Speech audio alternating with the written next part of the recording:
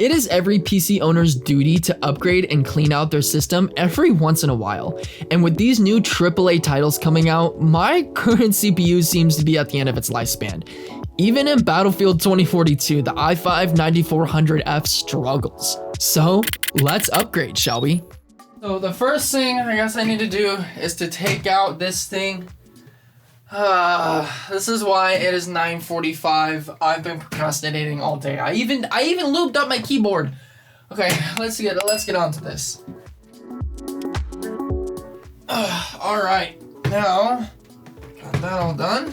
So I'm thinking this shouldn't be that difficult. I mean, I've done this multiple times before. I've just been majorly procrastinating on this. Just cause it's a daunting task. So, I don't even know where to start. All right, so we're changing angles. So I already got the graphics card out, and I just realized I have to take the radiator out to get to the motherboard. So it might not be as easy as I thought. All right, lighting is a bit poor, but we got the motherboard and the screws and everything out. It's right there. What I need to do is I need to dust everything with some compressed air, especially my radiator, because that gets really, really dusty. But if I run into any snags, I will see you in a second.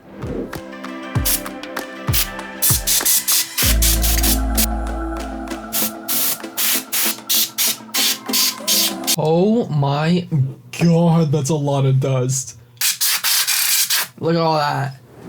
All right, it has been a couple days. I have got all the materials that I need for this. I have finished dusting all of my computer. I got the power supply out, got all the fans dusted, and now I can actually show you what I am going to be putting into my PC. Now, the CPU I chose was the AMD Ryzen 5900X. Now, this is a 12-core, 24-thread CPU. Costing me an arm and a leg, but we got it, and this is going to future-proof me for doing rendering, 3D work, and really anything I can throw at it. And because I am going Ryzen, I had to get a new motherboard, so I ended up getting the MSI MPG B550 Gaming Plus motherboard. I mean, the main reason why I ended up getting this one was because it was all blacked out, and because I'm naming my PC Black Widow, I just thought it would fit. And because PSU prices are actually not that bad right now, I upgraded my PSU to an 800 watt gold rated EVGA power supply. I snagged this one for $79. Okay, that's good. So now we are here with my room, a complete disaster. Let's just get started on building my PC back. All right, so if you guys have not built yourself a computer, this is basically just a little rundown. So the CPU is probably the most nerve-wracking part, so let's just get this done and over with. To align the CPU, you see that white circle right there? On the CPU itself, there is a little triangle on the actual CPU. Now you want to match that up. My mic malfunctioned, but what I was basically saying is just be extremely careful. You want to see it just slit right into the socket, and when it's flush like that, you know it's in properly. Okay, now that my microphone's working, my bad, you are going to press down that retention bracket. Now there will be some force, that is A-okay. And there you go, you've just installed your Ryzen CPU. All right, so for the RAM, I decided to go with some Corsair Vengeance LPX RAM. But what I didn't really realize was that this actually supports Intel motherboards and Intel chips. I don't know if that's really gonna make a difference, but I mean, we'll see. So these are actually really easy to install. If you have 4 DIMM slots, you wanna unlock A2 and B2. You have A1, A2, B1, B2.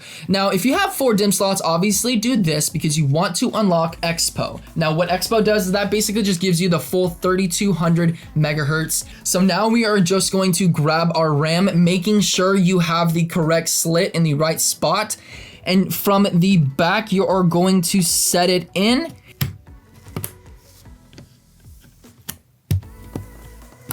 And there you go, second one's installed. So swinging the motherboard around, we are going to be installing the M.2 drive. Now this is a really, really easy install. You want to check out those little notches and line them up with the socket. Now you're going to get your little M.2 screw. Now trust me, these things are tiny.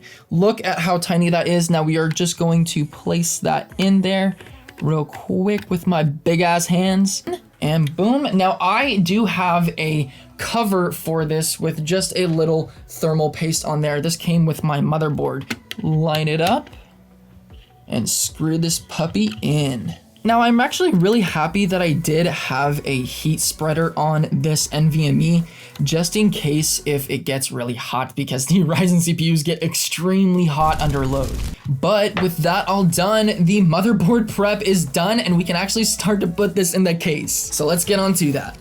So due to the fact that I do have an ATX motherboard now, I don't have the corner little spacer. But what I do have, I made a little makeshift spacer with a plastic one and I just sanded down just so it's the same length, and boom, it works just fine. See, now with that black spacer, and I could take this longer screw right here and I can just place it in there, and that's just so it won't move around or nothing like that. That is the last screw. We are finally done. Now, if we put her up, oh yeah, look at that. She is staying up, man. Look at how beautiful. So after installing my radiator, now, hey everybody, it is Future Cody. Now I do want to disclaim, be very careful with these standoff screws because these ones right here, they can strip very easily. I didn't notice, but I actually stripped them. So now I can't use my AIO till I get some new ones. So I guess it's time to retire the water cooler for a little bit. Can't use the right mounting parts with the new motherboard, so that's your place. So for right now, I'm deciding to use the Hyper 212 Halo Black Edition from Cooler Master. Now this is the best air cooler that I could get at Best Buy at the time. This has an RGB fan, and look at those black heat sinks. This is actually gonna work really well.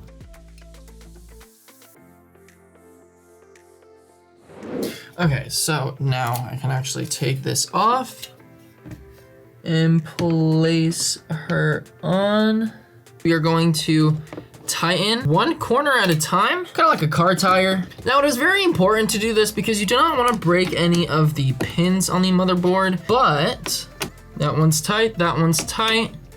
We got this one is tight, and this one is tight. There you go. Now that one's installed. Now we can get the fan in. Now the fan installation is pretty self-explanatory. All I need to do is attach this to the radiator. I just need to apparently clip to the side, and then you gotta get this side, I guess. All right, well, there you go. And the fan is installed. Pretty simple. Okay, now that I've got that cooler installed, I want to try to talk about the cable management. So before I even have put the power supply in, you can see that I am routing the cables in an orderly-ish fashion, you know, just so they're not, you know, everywhere and hidden. I kind of have, you know, zip ties, I got some Velcro, just everything like that to kind of make this a little bit less spaghetti-ish. Now, after getting the power supply in, you can see we got ourselves a little monster going on here. So this is probably gonna take me at least a good hour to get everything all nice and neat. I don't want to bore you.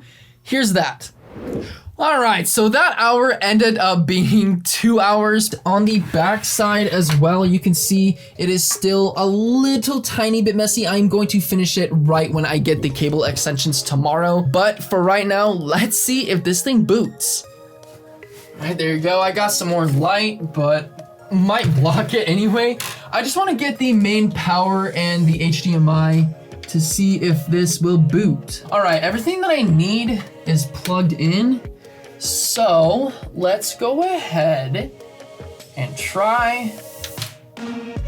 Oh, that's a really good sign. Everything turns on. Perfect, perfect. So it was just stuck on the Windows loop. So what I'm just gonna do is I'm gonna enter the setup, and I already know that the CPU temperature, okay, that's at a solid 63%. Motherboard temperature is at a 30%. That is looking good. 3.7 gigahertz and 2100 megahertz. That everything is good. All right, well, would you look at that? It works. So I am going to get Windows all set up, just get everything all set up. I'll probably talk to you guys tomorrow once I have all the cable extensions, and I'll show you guys the final product.